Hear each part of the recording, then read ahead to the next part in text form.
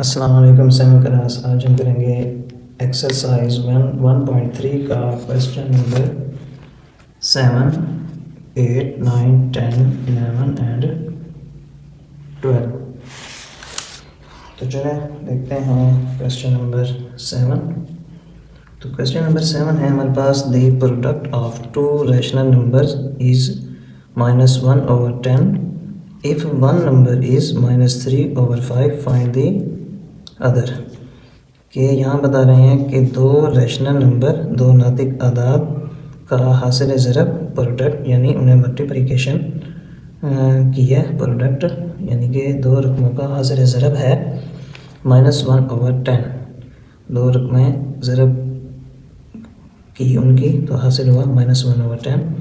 If one number is -3/5, अगर एक number -3/5 है तो दूसरा मालूम करें।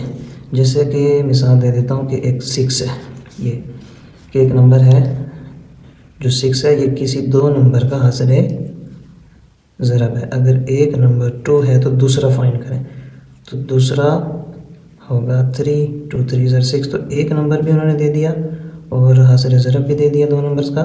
ये दूसरा नंबर हमने मिसाल दे रहा हूँ कि हमने फाइंड करना है। तो जो सवाल में हमें बताया गया हम वो लिख लेते हैं पहले कि product of two rational number वो है -1/10। वन रैशनल नंबर, एक हमें नंबर बता दिया गया वो है -3/5। फाइंड द सेकंड नंबर, आप अदर नंबर को सेकंड नंबर भी कह सकते हैं।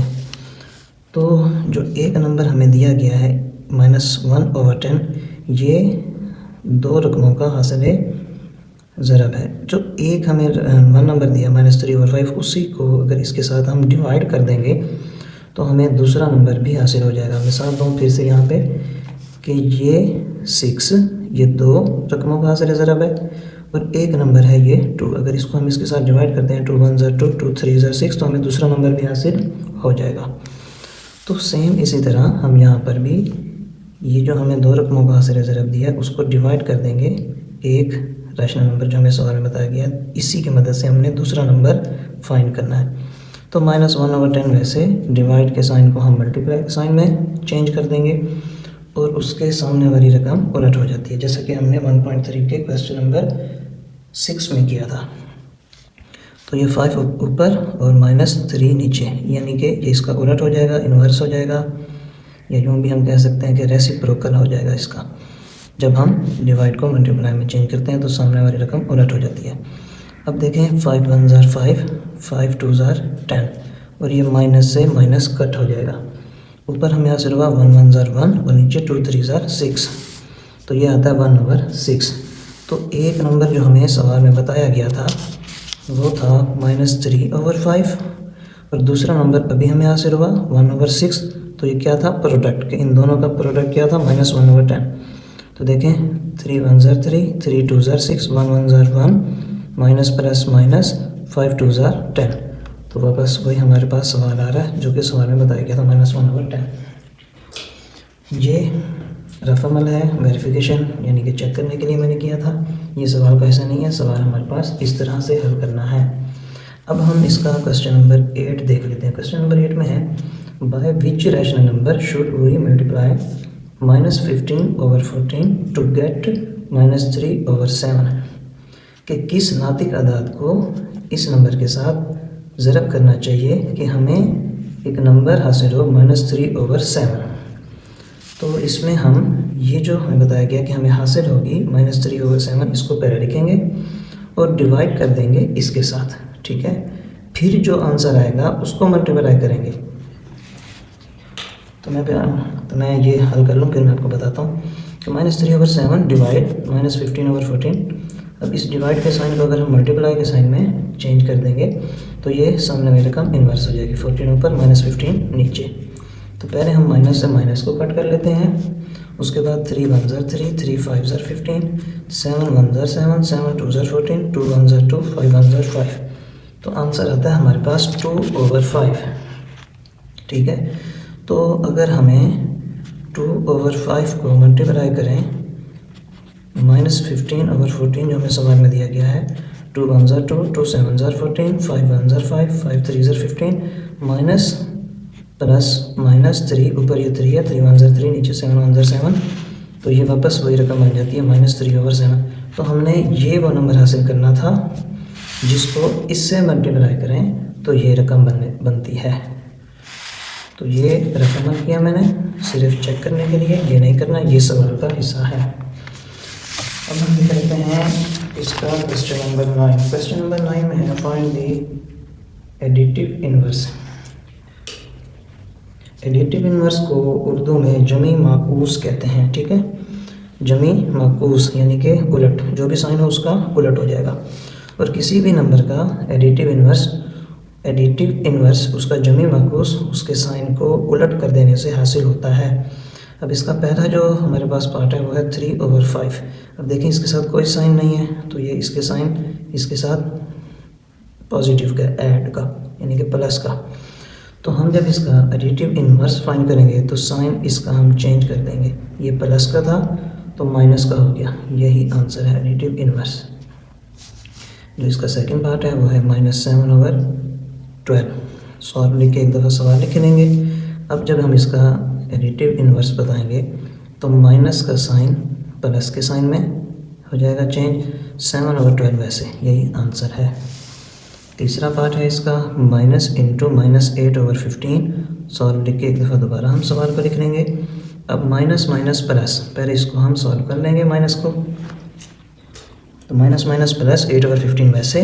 अब जब हम इसका एडिटिव इन्वर्स बताएंगे तो प्लस का साइन माइनस के साइन में चेंज हो जाएगा, -8/15 ही हमारा आंसर है। अब हम देख लेते हैं इसका पार्ट 4 -7 होल 5/12। सॉल्व लिख के एक दफ़ा हम सवाल को दोबारा लिख लेते हैं। अब इधर भी हम साइन चेंज करेंगे, ये माइनस का था तो ये प्लस में आ जाएगा, तो ये इसका एडिटिव इन्वर्स हो जाएगा। इसका लास्ट पार्ट है -2 होल 1/13। तो ये माइनस, पहले हम इस सवाल को लिख के एडिटिव इन्वर्स माइनस किस में चेंज हो जाएगा, प्लस में, तो 2 होल 1/13 ये इसका आंसर है। अब हम देख लेते हैं क्वेश्चन 10 को। क्वेश्चन 10 है हमारे पास, Amna purchased 25/3 metre cloth to stitch a shirt, कि आमना ने ख़रीदा 25/3 मीटर कपड़ा एक शर्ट सीने के लिए। If she use 13/9 metre cloth to stitch the shirt, अगर वो इस्तेमाल करती है 13/9 मीटर कपड़ा एक शर्ट को सीने में, how much cloth was left, तो बाकी कितना कपड़ा बचेगा। तो सवाल में जो हमें डाटा दिया गया है पहले हम वो लिख लेंगे कि टोटल क्लॉथ वो है 25/3 मीटर, यूज्ड क्लॉथ जितना इस्तेमाल हुआ कपड़ा वो है 13/9 मीटर, रिमेनिंग क्लॉथ बाकी जितना कपड़ा बचा वो हमने फाइंड करना है। सॉल्व लिखेंगे, सॉल्व लिखने के बाद यहाँ से इसका हल स्टार्ट करेंगे कि जितना कपड़ा था वो था 25/3 और जितना इस्तेमाल हुआ उसको क्या कर देंगे, माइनस। तो देखें यहाँ पर 3 और 9 है, इसका हम एलसीएम ले लेंगे क्योंकि एक नंबर रैशनल हो जाए, एक फ्रैक्शन में आ जाए या दोनों फ्रैक्शन में आ जाए, दरमियान में उनके माइनस हो या प्लस का साइन हो तो एलसीएम होता है। तो पहले हम 3 और 9 का एलसीएम लेते हैं। 3 1 ज़ा 3, 3 3 ज़ा 9, 3 1 ज़ा 3, 3 3 ज़ा 9, तो ये आता है हमारे पास 9। यहाँ पर इनका एलसीएम लिया 9 आया। अब इस 3 और 9 को डिवाइड करेंगे, 3 3 ज़ा 9, 3 आया, 3 को 25 से मल्टीप्लाई करेंगे तो 75 आएगा। अब ये माइनस में से 9 और 9 को डिवाइड करेंगे, 9 1 ज़ा 9, 1 आया, 1 को 13 से मल्टीप्लाई करेंगे तो 13 ही आएगा। अब देखें 75 माइनस 13, 5 में से 3 को माइनस करेंगे तो 2, 7 में से 1 माइनस करेंगे तो 6 ओवर 9 में से। अब ये 9 के टेबल में 62 नहीं आता, तो यही हमारा आंसर है कि जो बाकी कपड़ा बचा वो था 62/9 मीटर। अब हम देख लेते हैं इसका क्वेश्चन नंबर 11। तो क्वेश्चन नंबर 11 है, if 75/4 kilogram rice is to be packed in 25/8 kilogram packets then find, कि अगर 75/4 किलोग्राम चावल पैक हुए हुए हैं, हर पैकेट का वेट है, वज़न है 25/8 किलोग्राम, देन फाइंड, तो हमें मालूम करना है how many packets of rice will B packed, कि कितने किलोग्राम चावल पैक हुए हैं, कितने किलोग्राम चावल पैक हुए हैं इन पैकेट्स में, कि हमारे पास टोटल चावल इतने हों और हर पैकेट का वज़न 25/8 kg हो, तो कितने हमारे पास पैकेट्स बनेंगे। तो देखें, पहले हम इसका ए पार्ट कर लेते हैं, फिर हम इसका बी पार्ट करेंगे। तो पहले हम लिख लेंगे टोटल राइस, जो हमें सवाल में बताया गया है वो है 75/4 kg। Rice in one packet, कि एक पैकेट में जितने चावल हैं वो है 25/8 kg, ये भी हमें सवाल में बता दिया गया। हमने फाइंड करना है नंबर ऑफ पैकेट्स, के पैकेट्स की तादाद कितनी है, कितनी बनेगी अगर ये चावल हों टोटल और हर पैकेट में 25/8 kg चावल डालें तो कितने पैकेट्स बनते हैं। तो नंबर ऑफ पैकेट्स फाइंड करने के लिए जितने हमें चावल दिए गए हैं 75/4, उसको तकसीम कर देंगे 25/8 से। तो 75/4 डिवाइड के साइन को मल्टीप्लाई के साइन में हम चेंज करेंगे तो सामने वाली रकम इन्वर्स हो जाएगी। 4 1s are 4, 4 2s are 8, 5 5s are 25, 5 1s are 5, 2 carry, 5 5s are 25, फिर 5 1s are 5, 5 3s are 15, 3 2s are 6। तो 6 पैकेट्स बनेंगे टोटल, ठीक है। अगर हर पैकेट में 25/8 हम kg चावल डालते हैं तो 6 पैकेट्स हमें हासिल होंगे। अब हम देख लेते हैं इसका बी पार्ट। तो इसका बी पार्ट है how much rice will be there in 20 packets of mass 24/15 kilogram each, के हाउ मच राइस के कितने चावल होंगे will be there in 20 packets, 20 packets में कितने चावल आएंगे ऑफ मास 24/15, के अगर हर पैकेट का वज़न 24/15 24/15 किलोग्राम हो हर एक का। तो अब हम इसमें मालूम करेंगे कि कितने चावल बनेंगे अगर हर एक पैकेट का वज़न 24/15 kg हो, और हमारे पास पैकेट्स भी उन्होंने बता दिया तादाद के 20 पैकेट्स बनाने हैं। तो राइस इन वन पैकेट लिख लेंगे हम पहले कि वो है 24/15 kg। टोटल पैकेट्स हैं तो वो भी बता दिया सवाल में 20 हैं। How much rice in 20 packets, तो अब हमें ये बताना है कि चावल कितने वज़न के आ जाएंगे 20 पैकेट में। तो ये सीधा सीधा सा हम इसको ज़रब कर देंगे 24/15 मल्टीप्लाई बाय 20, तो 5 3s are 15, 5 4s are 20, इनको एक ही टेबल पे कट किया। अब 3 1s are 3, 3 8s are 24, इनको अब एक ही टेबल पे कट किया। 8 4s are 32, तो 32 kg, यानी जो 20 पैकेट उन्होंने हमें सवाल में बताया है, जो 20 पैकेट्स बनेंगे उनमें चावल आएंगे 32 kg, 32 kg, ठीक है। अब हम देख लेते हैं इसका लास्ट क्वेश्चन, जो कि है Zara bought 235/7 litres cooking oil, कि ज़ारा ने ख़रीदा कुकिंग ऑयल, खाना पकाने के लिए ऑयल, तो वो था 235/7 litres, 235/7 litre. She used 2/14 litre oil for cooking, उसने इस्तेमाल किया 2/15 लीटर ऑयल खाना पकाने में। How much oil was left, के बाकी कितना ऑयल बाकी बचा। तो ये आसान सा सवाल है। टोटल ऑयल फॉर कुकिंग जो उसने ख़रीदा था वो ये था 235/7 litre. Oil use for cooking जो उसने कुकिंग में इस्तेमाल कर लिया वो था 2/14 litre. How much oil left, के बाकी कितना ऑयल बचा। तो ऑयल लेफ्ट हम लिख के 235/7 माइनस कर देंगे जो उसने ऑयल यूज़ किया है।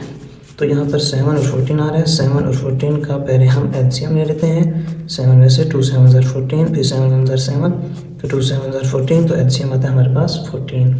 अब इस 7 और 14 को डिवाइड करेंगे। 7 2s are 14, 2 आएगा, 2 को जब 235 से मल्टीप्लाई करेंगे तो ये हो जाएगा 470। 2 5s are 10, 0 लगा 1 carry, 2 3s are 6 plus 1 7, 2 2s are 4 minus ये वैसे 14 और 14 को अगर हम डिवाइड करते हैं तो आंसर आएगा 1। 14 1s are 14, 1 आए, 1 को 2 से मल्टीप्लाई करेंगे तो 2 ही आएगा। 1 को 2 से मल्टीप्लाई करेंगे तो 2।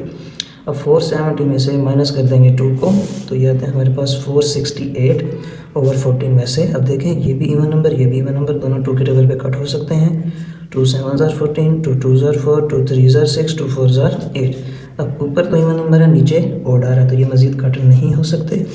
तो बाकी जो ऑयल बचा, ऑयल वाज लेफ्ट 234/7 लीटर्स। तो यही हमारा आंसर है।